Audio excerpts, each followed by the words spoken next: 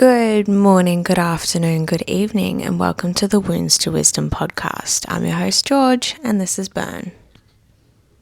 Human design. It's a really interesting, it's kind of like astrology, but it's a new modern way. I need to investigate that. There you go. I need to know what design I will. Can you remind me? Yeah, I will give you the details for that We'll one. take the test after we're done. Yes. It's like a 5-minute test. Yes. Let's do that. Which it was really nice. It's I think I might surprise helpful myself. for you.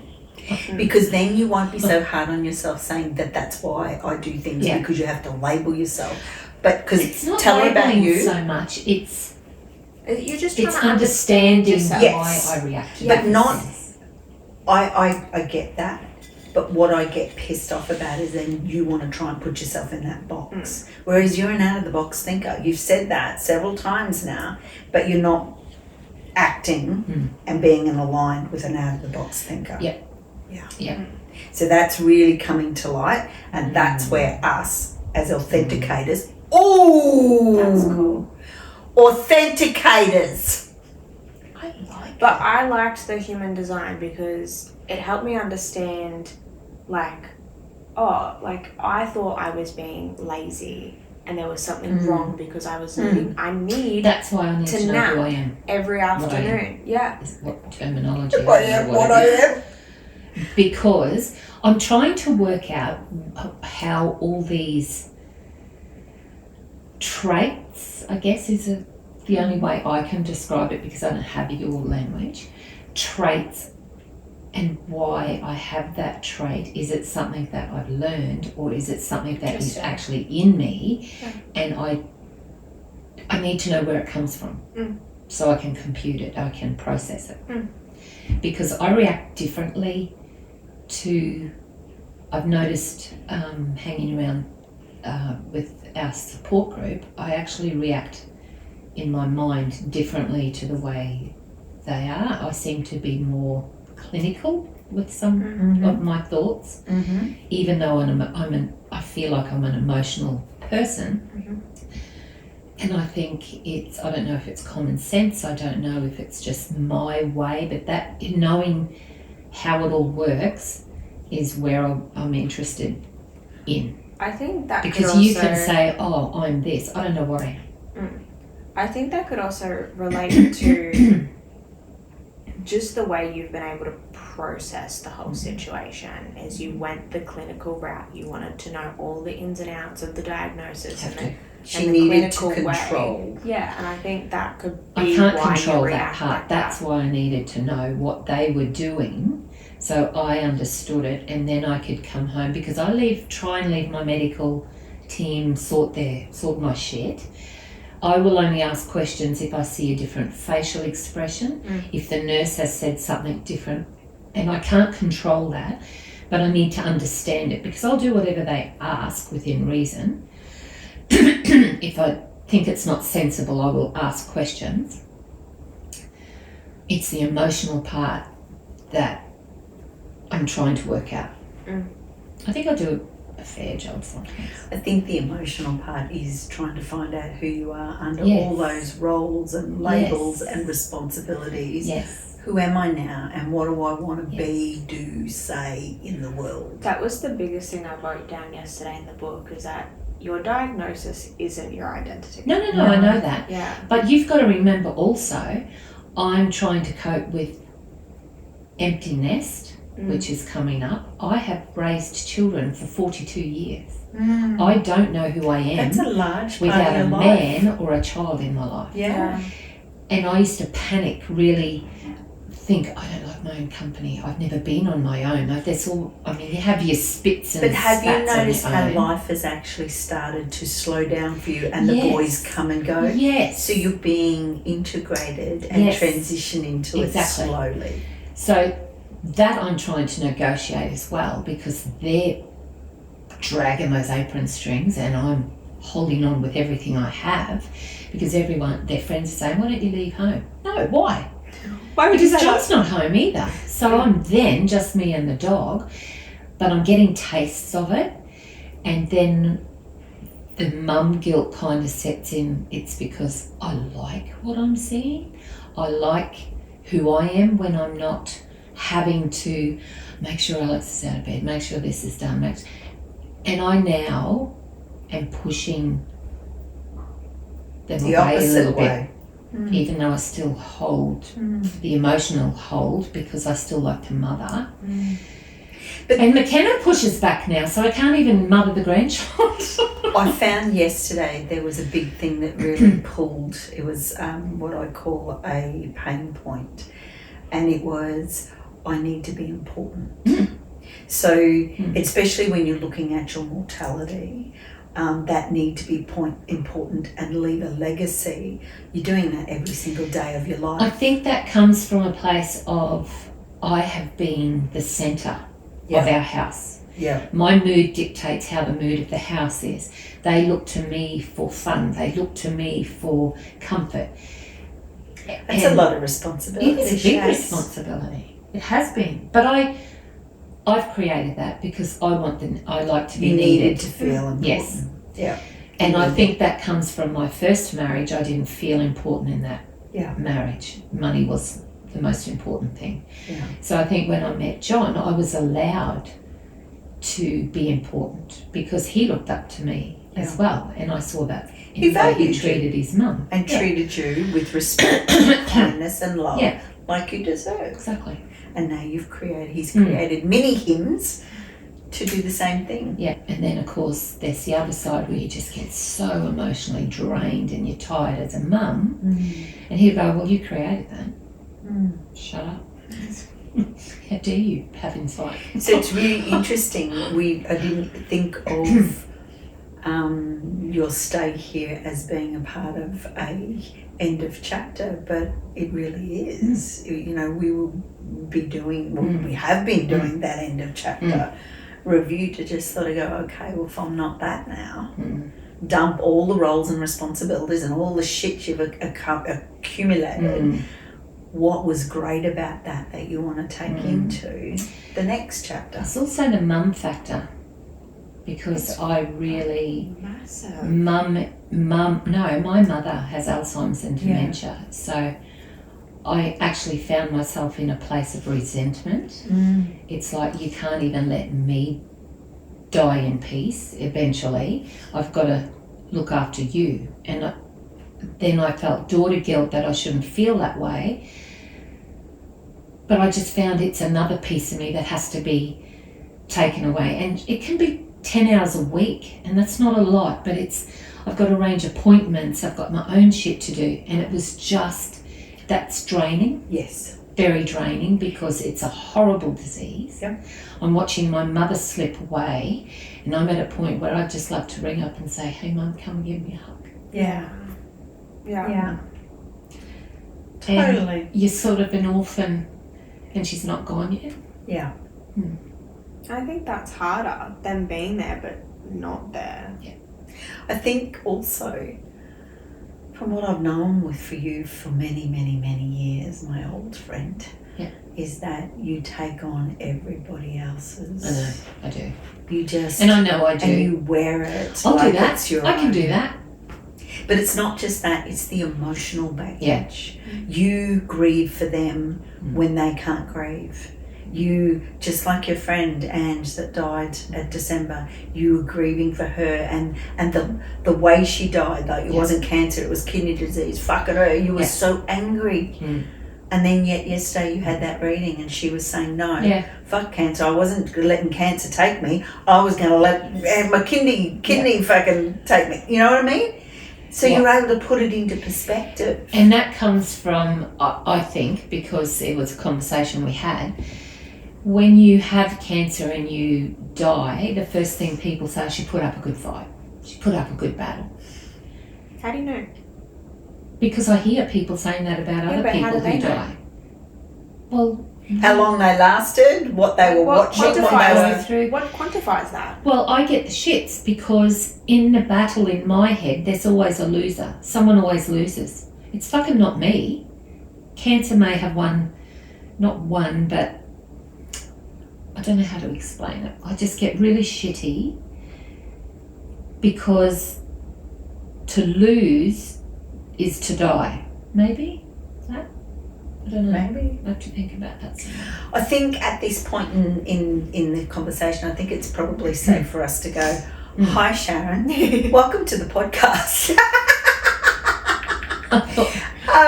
It is, we have been talking for a while now, but it would be probably really good to be able to let our listeners know now where you're at. Who is Sharon? Where has Sharon been? Tell us about your life, Miss Sharon. Wow. Also, real quick, Sharon's been a family friend for decades. A very, very long time. I'm talking, geez, what were the kids? 10? Babies. 2011, 14 years, I think. That's right. Yassi. You're my Yassi family. Yeah. She's part of my Yassi family. I forgot. You've been around since Yassi.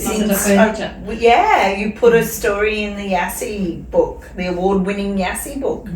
And that's how we got to know each other, because it all started with you, Survivor Skill, wasn't it? Yeah. Big lesson and big journey you had with. It's been a ride. I feel like I've been different people throughout my life. Yeah. You know, being a daughter came with interesting experiences. I have an adopted brother. That was unusual to everyone else in the street. I grew up on a busy street with lots of families and kids and no fences. We lived up the creek. Bit of a tomboy because And were you I grew up born with and boys. bred in Tully, Yes. Tully, North Queensland, Yes. in Australia? In the hospital just there, because we Wow. lived behind the hospital. And I absolutely loved the freedom that we had back then. We didn't have to, we were in each other's houses. If we were thirsty at Mrs. Peterson's, we'd have a drink there. If we were hungry or wanted a ice block, we'd go down to my house. It was like a moving kitchen, the street, you know, and we had a creek that ran down behind on the side of the mountain. So we lived up the creek and we learned how to ride our bikes off the rock into the creek, and we hurt ourselves. We learnt so much, and being one of the eldest in the street, there was my cousin and I. We were kind of responsible for all the little ones, and if they got injured and it was our fault, we'd just send them home by themselves. If it was something they did, we'd accompany them, because Mrs. Smith never got cranky.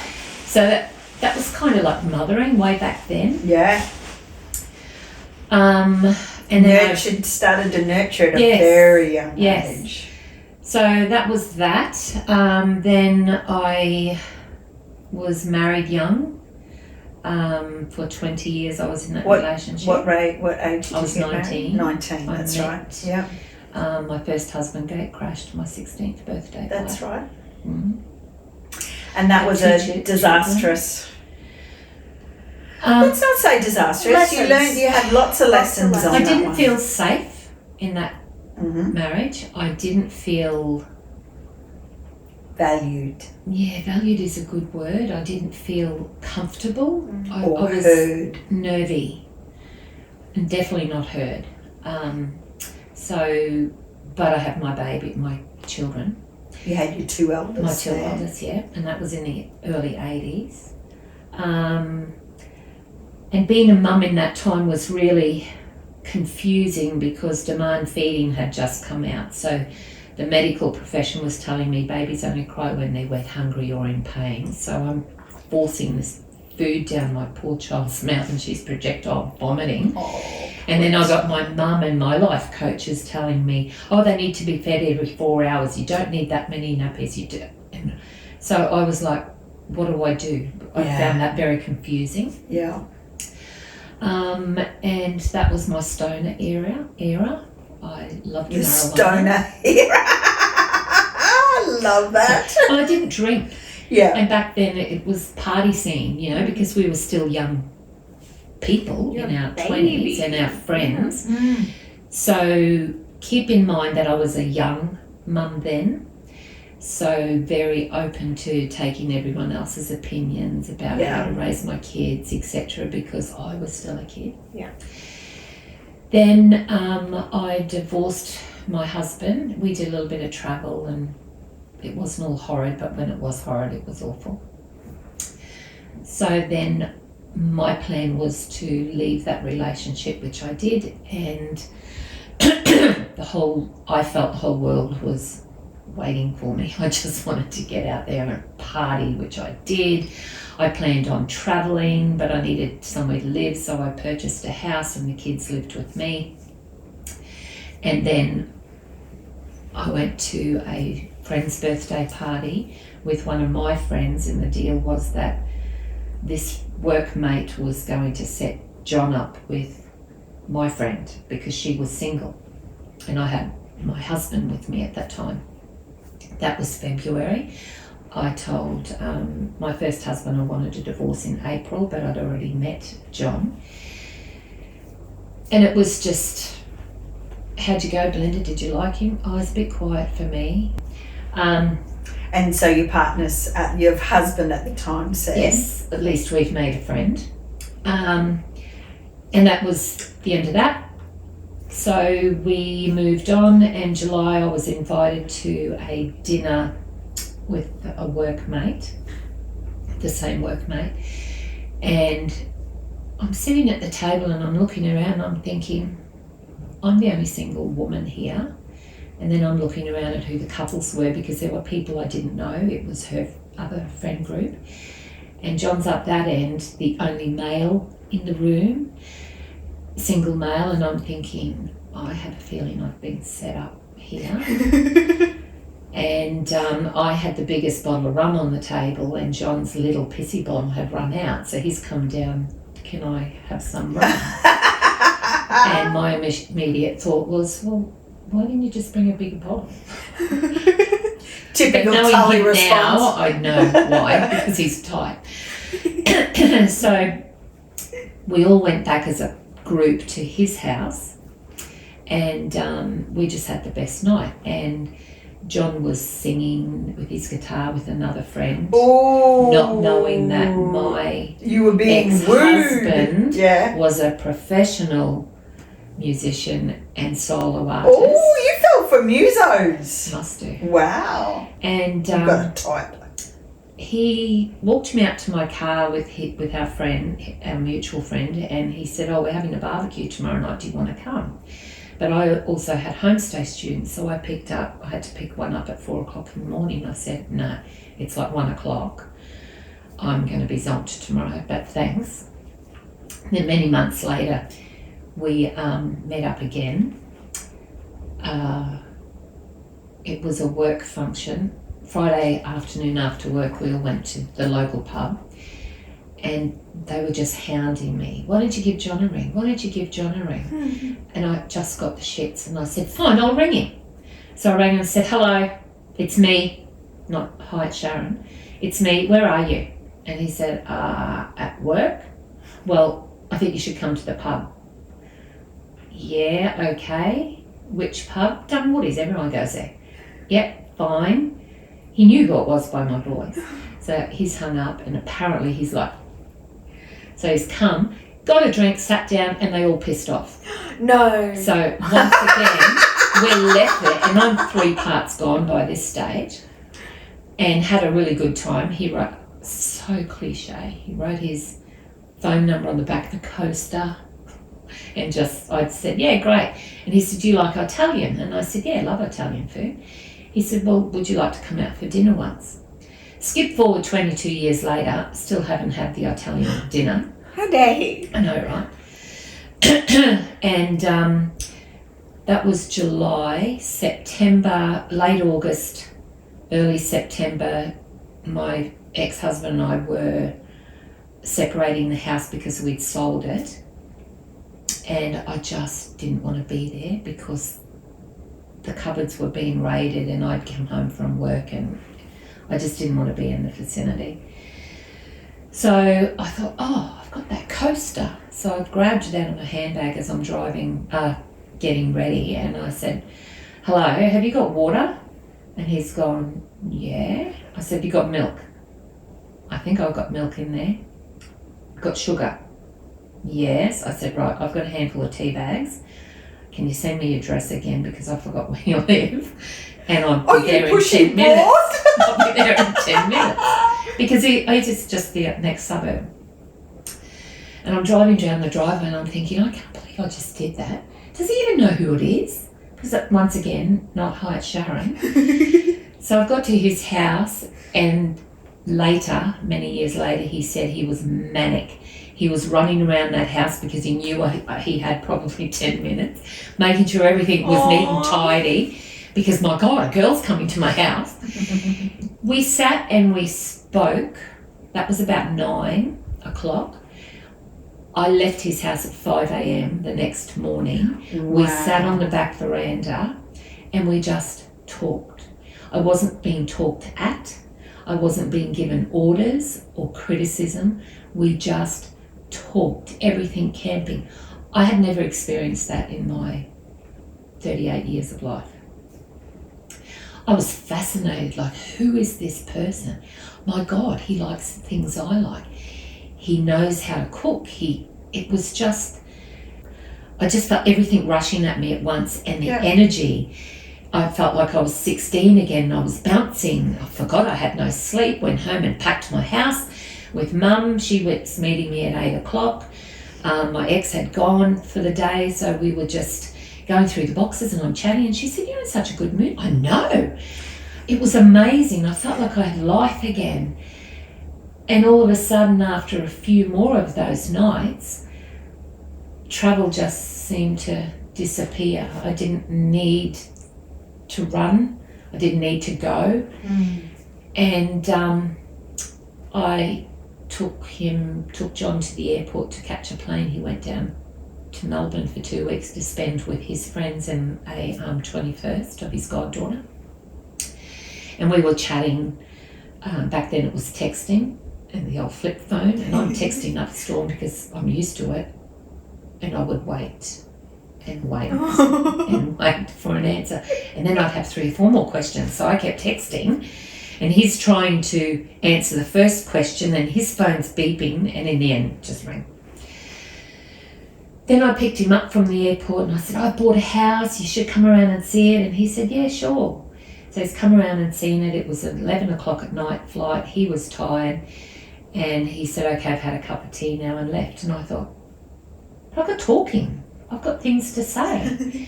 And I thought, oh, maybe I'm too much in his face, because he is a quiet man. So you analyse yourself. And then he just kept coming back to the point where he never left. And Kerry was a bit cranky because I said I would never bring a man into our house unless I knew, I trusted. Royce was loving the fact that he had someone to talk to, and he just stayed. All of a sudden he's just part of the furniture, like he was meant to be there. And Kerry, I remember saying to him one day, "What if Mum tells you to leave?" He said, "I'll just sleep on the footpath. I'm not going anywhere, Kes." So then we had a chat about, I'm now 40, and we're having a chat about, would you like children? And he said, I've never had that opportunity that I know of, because he has had other females in his life. And I said, well, if it's something you really want to do and I'm able to, I'm happy to do that. Because I was at his house one day and he was sitting there, and I'd seen a Father's Day card that he was obviously filling out for his dad. And a birthday card, sorry, it was a birthday card. And he said, I remember sitting here when I was 36, writing out my father's Father's Day card, and he said I actually had a tear because I never thought I would get one. Oh. So I lent him my womb. I told him I would lease him my womb for one child. Oh, God. Because now, we are reiterating here that you are 40. I'm 40. Yep. And I'm thinking, my first husband had a vasectomy, so I don't even know if I can bore another child. John didn't know if he could. And I said, well, at this age, we need to get checked because I don't want to be trying to have a baby emotionally for years and we get to a point where it's never going to work. I want to know up front, being me. So we went to my doctor first, and you have to remember, I just left my husband like a year ago, mentally. Mm-hmm. We had to live together for 6 months. So I didn't know anything about contraception anymore. So John and I, when we started having an intimate relationship, we went to my GP to have a discussion about what contraception would look like for someone my age, etc. So my doctor, he'd been in our life for 20 years, so he knew my ex-life as well as my life, and he's just sitting there. I'll never forget the look on his face. I'm 40 and I'm asking him about condoms and foams and whatever else I'd read on Google, and he's just looking at me. And I remember him saying, okay, this is different to the conversation I've had with your kids about venereal disease and all these things when they first started having sex.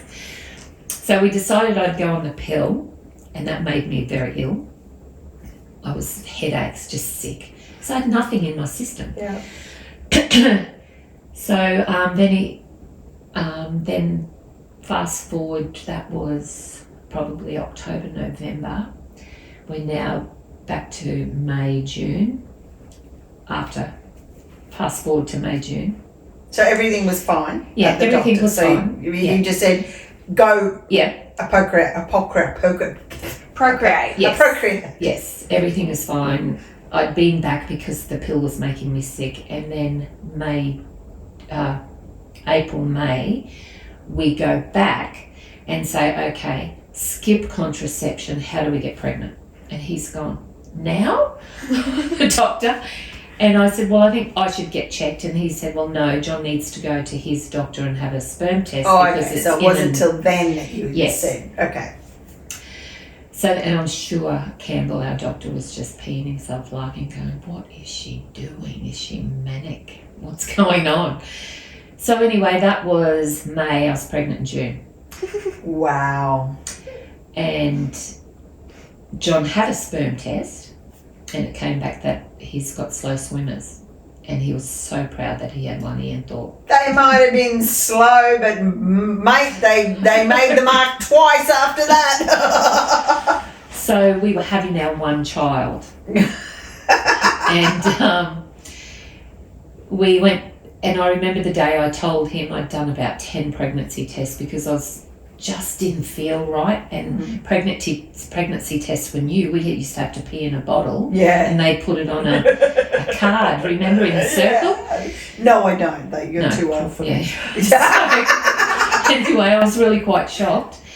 And I had this stick, and I stood at the end of our bed, and I said, I've got something to tell you. And he goes, yeah, what? Have you had a bad day? And I said, look. And he goes, what's that mean? I said, I'm pregnant. What? Now? Babe, sit down. Just sit down. And I said, John, I'm not dying. I'm just pregnant. He said, yes, but sit down. It's a shock. So then he just was so loving and nurturing and so everything different. You didn't get. Yes. I never had that with my first 2 children. So we discussed how we were going to parent, which was new. We discussed, we had a birthing plan, but as we all know, that goes out the window. And we just enjoyed every single second. He was attentive. I felt like a queen. I felt so loved and secure. And then he went away many years, 12 months, 13 months later. He went to see his mum and dad. And I tried to pick up a pod plant, and I thought, oh, I've got a stitch, what's that? And then I went upstairs and made a cup of tea, heading to get the trolley, and I thought, oh, God, my bloody boobs are sore. Bullshit. And now I'm getting really cranky. So I rang Mum and I said, I think I'm fucking pregnant again. And she goes, oh, that's fantastic. No, Mum, you don't understand. I was having one. I'll be 43 This is not in the plan. when this child is born. I can't be 43 with a toddler. It's not right. Best thing we ever did. That chop, although telling John, he just goes, oh, wow, I wonder how that happened. Seriously? And I could hear his Mum saying, is she okay? She had a car accident. And I'm going, car accident? I'll fucking kill you when you walk through the door. Forgetting that takes two. So, yeah, we had Alex and he is just beautiful. And I'm so glad because being 20 years apart, in the back of my head, I was concerned that Taylor would kind of get left behind or feel left out with the two older kids. But knowing those kids, the other side of my brain say, no, that won't happen. But you just never know. But the four of them together are just magic. So that's the mother part.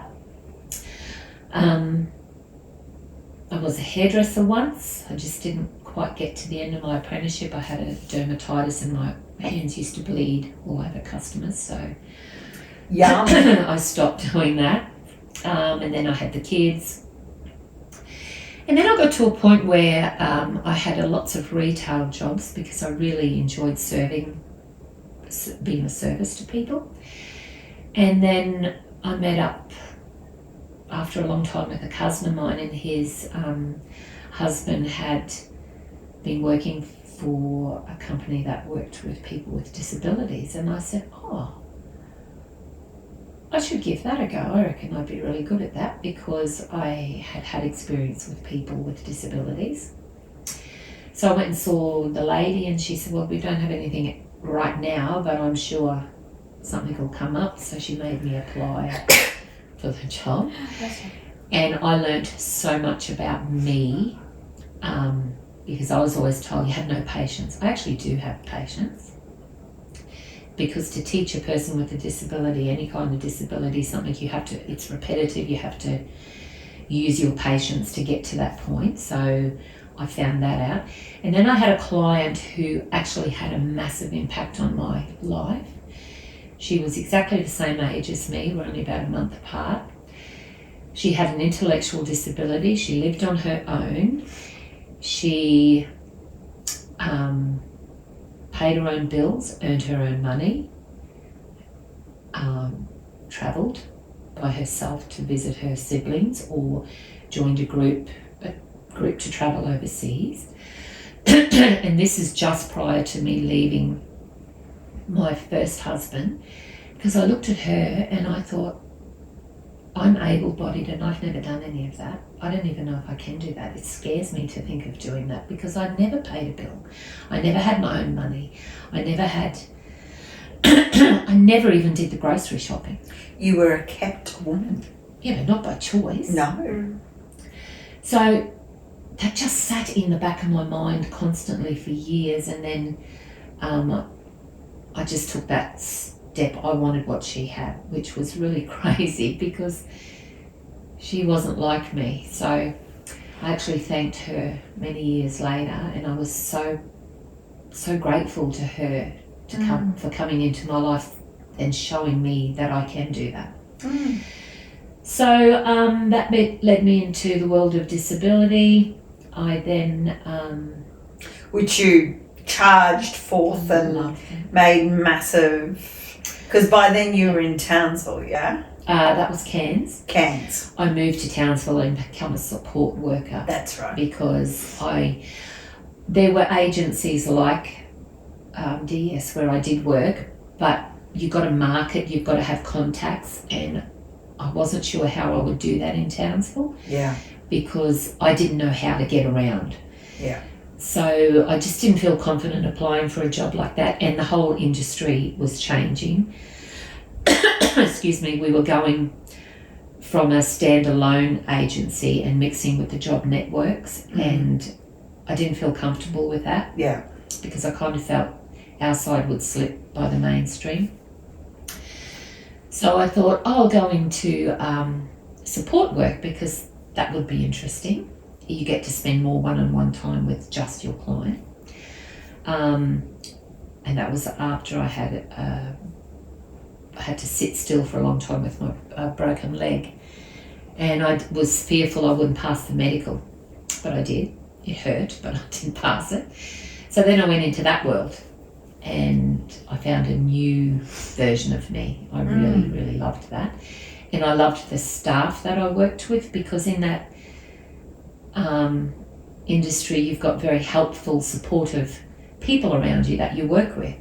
So, you know, it was acceptable to sit down for 10 minutes and have a break, because you need to have a bit of quiet time when you've got a lot of noise going on in a respite centre full of people who can't speak and they just make a noise. So I loved that. Ended up in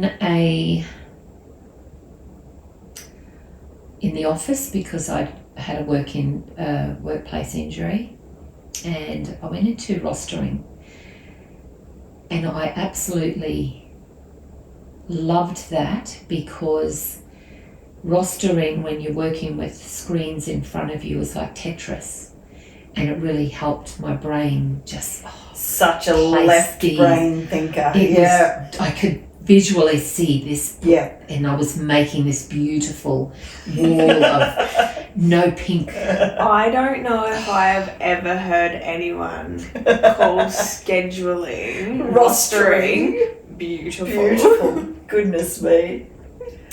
But then I started to take offence. I started to get really so involved in it, because I could see past the boxes. Behind each vacant shift is a human who needs to get their pants changed or food or a shower for the day, and I wasn't getting support from my seniors to have the staff to fill my boxes, and I would be working so hard to fill those boxes because I didn't feel I could go home and sleep knowing someone living alone with a disability couldn't have a shower, or their 80-year-old mother just had to put them to bed. That would be crushing.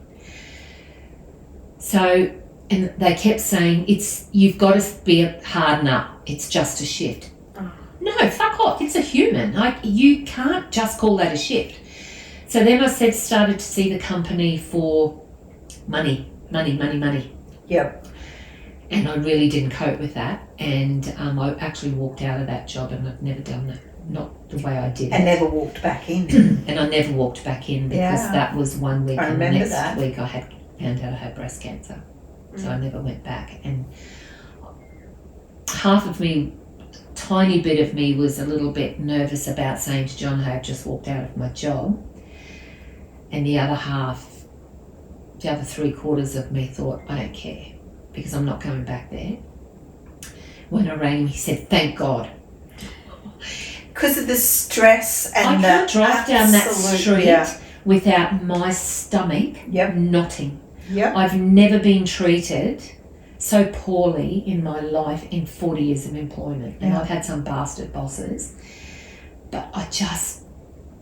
and I thought, if you treat us like that, the staff, I don't think your place, your whole ethos is correct for people that with knocks disabilities. down all the way down to the support workers. So what kind of care is the clients getting if the head is that's what they're emitting, that's their ethos? A lot of staff did a lot of things out of their own time or their own pocket to give those people a life they deserve. It's unfortunate. That was prior to NDIS. Yeah. That was prior. Yeah.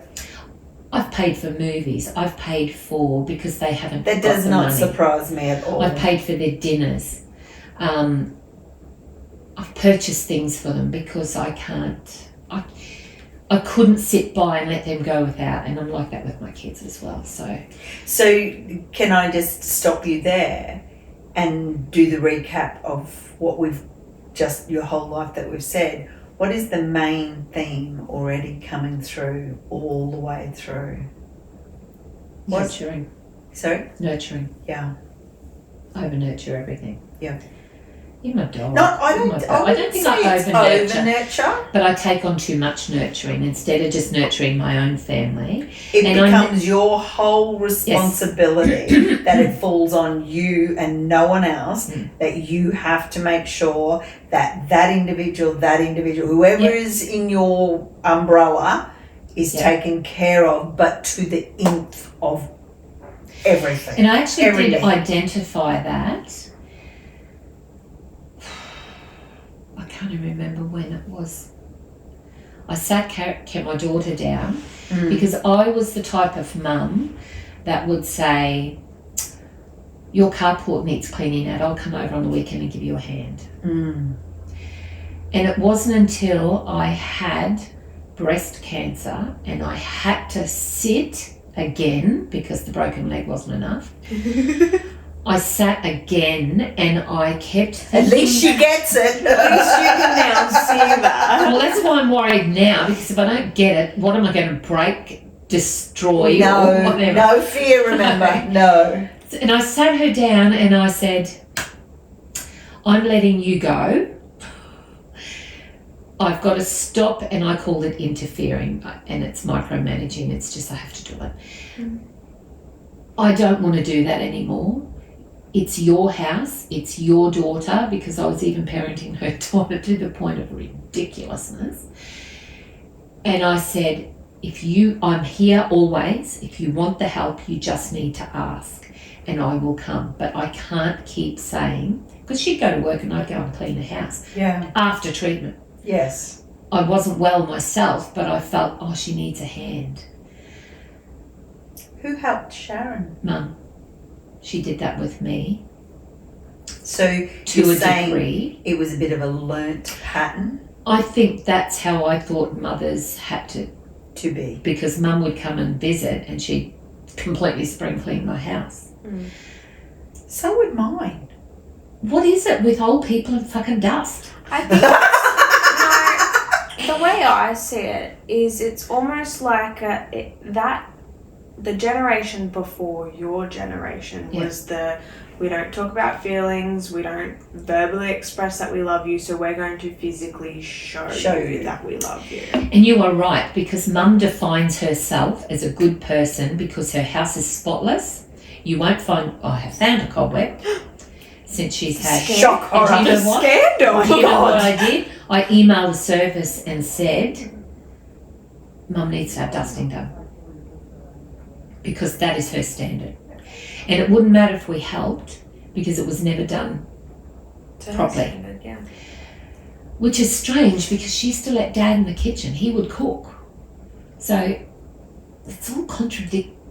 Let me bring you back to where we were going because that was really interesting. You were saying that your mother, and we were talking about the learnt pattern of physically showing that you love someone. Yes, more than emotionally. Yes.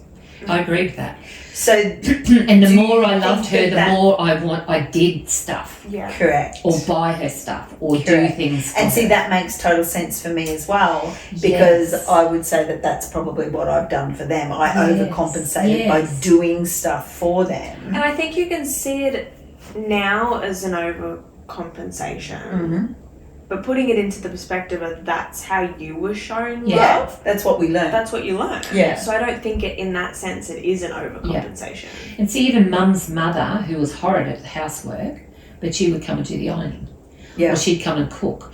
So as a family, we would do, when the girls got together, it wasn't get together to have a bit of fun, it was do the fucking housework. Yeah. Do you know what I mean? So, and if we put that into perspective, it is perfectly fine, because this is what I said to you this morning, it is perfectly fine to do something for another human being or another being. Yeah. Only if your cup is full. Yes. If your cup is empty, you don't continue to keep giving because we just deplete ourselves, and all of a sudden... I never had a boundary.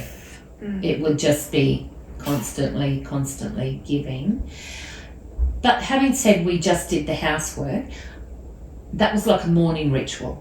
If you had Mum and Nan staying with me, that we'd get up in the morning, we'd get all the chores done, then we'd sit down and play cards or something of an afternoon. So that was that was awesome. And now that I think about it, Paul Kerry, because I put that expectation on her, that her house had to be at a standard. That's not my house. See how we perpetuate the cycles yes. that we learn, and until we actually review it and look and go, hang on a minute, that's her life. Yeah. She gets to choose what she wants to do. That's when I sat her down and said, I need to let you go because I can't physically do this anymore. Yeah. I didn't have it in me. I couldn't even clean my own house because I was buggered. Yeah. And she never asked me to. That was so not on her. It was given. Actually, it was shoved in her face. As soon as I said that, I thought, oh, thank God I don't have to do that anymore. It was such a relief. Because if you felt like an obligation, it started as an expectation because it was handed down to you, and then it became an obligation, which drains the fuck out of us because we're doing something that we absolutely don't want to do, but we're doing it because we're expected or we feel obliged. Trust me, it was never her asking, because that's something we find very difficult as women in our family, is to ask for help. Because then you look like you're a failure and you can't keep your house as tidy. Because Mum never worked. She raised us kids. She dabbled in work. As we got older, yes, she took on jobs. But when you've got two little boys in your 40s, you're a little bit more tired than when you're in your 20s. And you realise, who gives a fuck? It's just a cobweb. Let the spider live in peace. Do you know what I mean? And you're further down the life lessons of... start not to be... I said, well, and Mum would say, oh, your vans are dirty. Don't care. They still work. They still turn. And I'd rather take my kids to the park. So all of a sudden I realised that's how you did it, but I don't have to do that, even though I took on a lot of it. And it would drive her nuts that my kids had toys all over the house because we had a toy room. And that was my little bit of rebellion starting to kick in. It was like, shut that. My kids can play on the floor. You do it your way, and I'll do it my way. So we started then to butt heads seriously, because I didn't want to do it her way. But little I didn't know how. Wasn't conforming. Shut up anymore. with little Shazza. John says that all the time. Oh, little Shazza's come out to play today, has she? That little bitch. He doesn't say bitch. He would never say that. But it's funny you say that, because little Shazza sits in there sometimes, and it's like. So on that note, we're going to leave it there, and we're going to pick up, for us it'll be tomorrow, with a part 2, because we'd like to then hear the next part of Shazza's story. So we thank you for coming on today and sharing your beautiful story, and we'll pick up tomorrow where we've left off. Thank you. Thank you. Thank you for joining us on the couch today. We see you, we hear you, and we love you. Until next time, beautiful people.